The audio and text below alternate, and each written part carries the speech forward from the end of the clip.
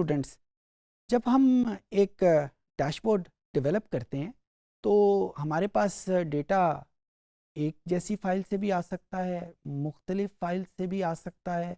और जब हम उनको एनालाइज करके एक डैशबोर्ड डेवलप कर लेते हैं तो वो एक सिंगल बॉडी या एक सिंगल पर्सनैलिटी की फॉर्म ले लेता है। अब इमेजिन करें कि मेरे पास डेटा 6 या 7 डिफरेंट फाइल से मौजूद है, डिफरेंट दोस्तों से, डिफरेंट सोर्सेज से, डिफरेंट एजेंसीज से मैंने डेटा लिया है और उनको यूज़ करते हुए एक डैशबोर्ड डेवलप कर लिया। अब उस डैशबोर्ड को डेवलप करने के बाद जब उसके यूजेज की बारी आएगी तो यहाँ पे सवाल ये पैदा होता है कि क्या मुझे हर बार वही 6 या 7 फाइलें यूज़ करनी पड़ेंगी, उनको अलग-अलग सोर्सेज से अलग-अलग डाउनलोड करना पड़ेगा, अपने कंप्यूटर में एक फ़ोल्डर बना के उस पे रखना पड़ेगा ताकि मैं उसको एक-एक करके अपने पावर बीआई में लोड कर सकूं और फिर उसको इस्तेमाल कर सकूं। तो ऐसा नहीं है।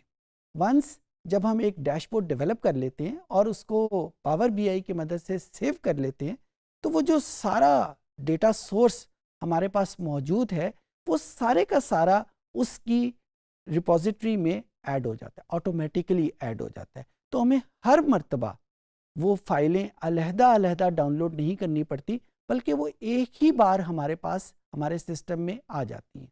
और वंस वो हमारे पास मौजूद हैं, चाहे वो एक्सेल की फ़ाइल है, चाहे वो सीएसवी है, चाहे वो कोई और फॉर्मेट की फ़ाइल है, चाहे वो फ़ाइल हमारे पास डाउनलोडेड फॉर्म में है, चाहे हमने किसी सर्वर से उसको डाउनलोड करना है, जिस भी तरीके से वो फाइल्स हमारे पास हैं, एक मर्तबा जब डैशबोर्ड डेवलप हो गया और हमने उसको सेव कर लिया तो वो सारी की सारी फाइल्स हमारे पास उस रिपॉजिटरी में ऐड हो जाती हैं और हर मर्तबा हमें वो अलहदा-अलहदा उसको डाउनलोड नहीं करना पड़ता।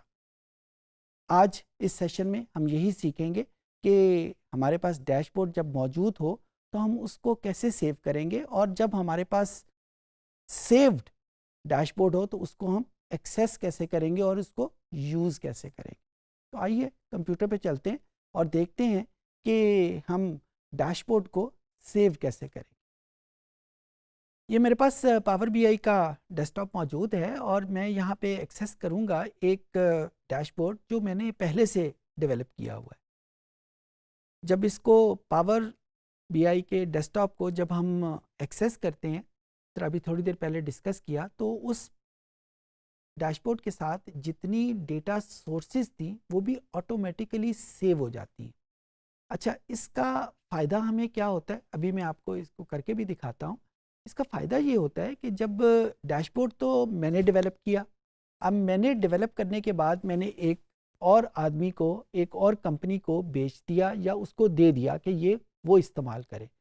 अब वो जब इस्तेमाल करेगा तो जो इन्फॉर्मेशन उन फाइल्स में मौजूद है वो तो उस वक़्त तक के लिए थी।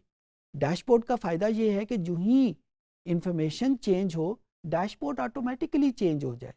तो जो ही उस डेटा सोर्स में वो जो डेटा फाइल्स हैं वो चेंज होंगी तो डैशबोर्ड ऑटोमेटिकली उन्हीं फार्मूलों को, उन्हीं चार्ट्स को इस्तेमाल करते हुए, उसी फॉर्मेट को इस्तेमाल करते हुए वो जो मॉडिफाइड इंफॉर्मेशन है वो आपके सामने प्रेजेंट कर देगा। सिमिलरली जो हम उन फाइल्स में इंफॉर्मेशन चेंज करते जाएंगे या वो डेटा सोर्स जो है उसमें जो इंफॉर्मेशन मौजूद हैं वो चेंज होती जाएंगी, डैशबोर्ड के ऊपर जो हमारे पास इंफॉर्मेशन है या जो डैशबोर्ड का व्यू है वो भी चेंज होता जाएगा। इसका फ़ायदा क्या होता है? इसका फ़ायदा ये है कि आप इमेजिन करें कि एक कंपनी का सीईओ अपने ऑफिस में बैठा है और उसके कंपनी में जो मुख्तलिफ प्रोसेसेस हो रहे हैं, जो सेल हो रही है, जो मैन्युफैक्चरिंग हो रही है या जो मुख्तलिफ एम्प्लॉइज़ को पे, सैलरी, बेनिफिट्स जा रहे हैं, वो सारी की सारी इंफॉर्मेशन उसके सामने स्क्रीन के ऊपर, डैशबोर्ड के ऊपर मौजूद है।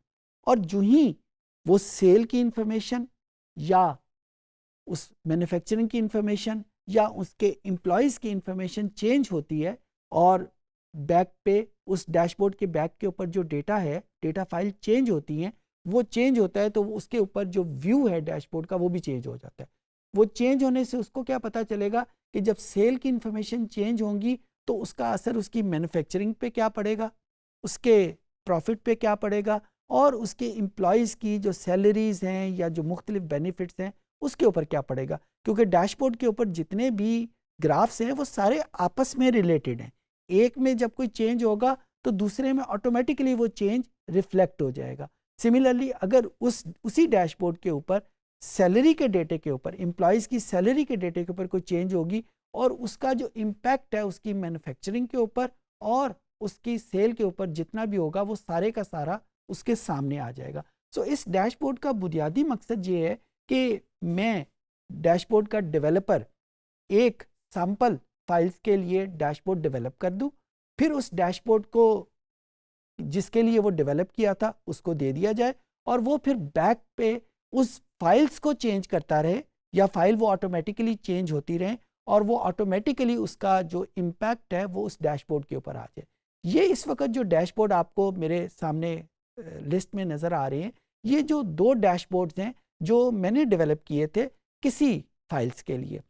इसको जब मैंने क्लिक किया तो यहाँ पे आपके सामने depending on the speed of your computer ये डैशबोर्ड आ जाएंगे। यहाँ पे राइट साइड के ऊपर वो फाइल्स आ जाएंगी जिनकी मदद से ये डैशबोर्ड डेवलप किया था, और राइट हैंड साइड के ऊपर वो ग्राफ्स या वो टेबल या वो एनालिसिस आ जाएगा जो कि डेवलपर ने इसको बनाते वक्त किया था। अगर आप इस पेज नंबर 1 के ऊपर करें तो ये एक चार्ट डेवलप हुआ है जो इन्हीं 5 फाइलों की मदद से डेवलप हुआ है। अब आपको याद होगा कि यही फाइल्स हमने कुछ 1-2 सेशन पहले यूज़ की थी, ये उसकी कीज़ हैं और इन्हीं फाइल से ये इतना कंप्लीट और इतना रोबस्ट एनालिसिस डेवलप किया गया। ऑफ कोर्स जो वेरिएबल इन फाइलों में मौजूद हैं वो एज इट इज़ भी यूज़ हुए हैं और उनकी मदद से हमने कुछ नए वेरिएबल भी बनाए हैं, लेकिन प्राइमरी पर्पस ये है कि ये सारा एनालिसिस हर मर्तबा हमें तैयार करने की या वो कैलकुलेशन के फार्मूले हर मर्तबा लगाने की ज़रूरत नहीं है, बल्कि एक मर्तबा लगा के उसको सेव कर लिया और फिर ये ऑटोमेटिकली जो ही ये फाइल्स में जो इंफॉर्मेशन है, फाइल के वेरिएबल की बात नहीं कर रहा, फाइल के वेरिएबल के अंदर जो इंफॉर्मेशन है वो चेंज होगी तो यहाँ पे जो एनालिसिस है वो ऑटोमेटिकली उसको रिफ्लेक्ट कर देगा। ये बजटिंग के हवाले से इंफॉर्मेशन है और ये हमारे पास एक उन डिफरेंट किस्म का सेल का और उसका बजट का एक कंपैरिजन हमारे सामने मौजूद है।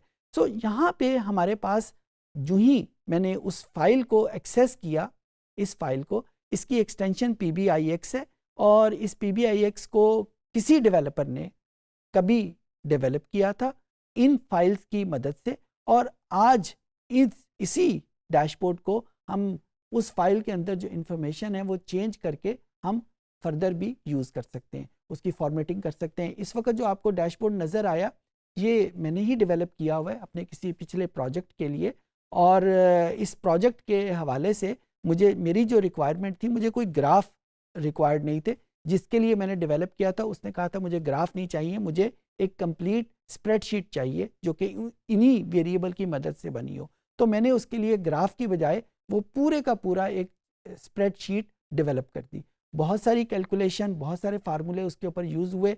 वो फार्मूले मैंने एक ही मरतबा इस्तेमाल किए हैं, हर मरतबा वो यूज़ करने की ज़रूरत नहीं। उम्मीद है कि चीज़ें आपको समझ आ गई होंगी। इस सेशन में हमने सीखा कि डैशबोर्ड डेवलप करने के बाद जो बहुत इम्पॉर्टेंट फेज़ है उसको सेव करना, वो कैसे हम करेंगे। सेव करने के जब हम पावर BI के हवाले से बात करें तो उसके 2 मतलब बन जाते हैं।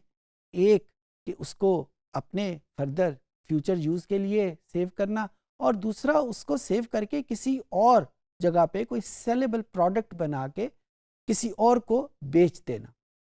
इस टेक्निकल फॉर्म को हम कहते हैं कि डैशबोर्ड को हमने पब्लिश करना है। अपने पर्पस के लिए यूज़ नहीं करना, बल्कि हमने उसको पब्लिक के लिए पब्लिश करना है। पब्लिश करने के लिए ज़ाहिर है आपको पावर BI के कुछ और फीचर भी यूज़ करने पड़ेंगे, उनको हम बड़ी तफसील से बाद में भी डिस्कस करेंगे। इस वक्त सिर्फ मैं आपके जहन में ये चीज़ डाल दूं कि जब हम सेव करना कहते हैं तो उसके 2 पर्पज़ हो सकते हैं, और इस सेशन में हमने सिर्फ अपने फ्यूचर पर्पज़ के लिए उसको कैसे यूज़ करते हैं, सेव करते हैं, वो सीखें। उम्मीद है कि चीज़ें आपको समझ आ गई होंगी।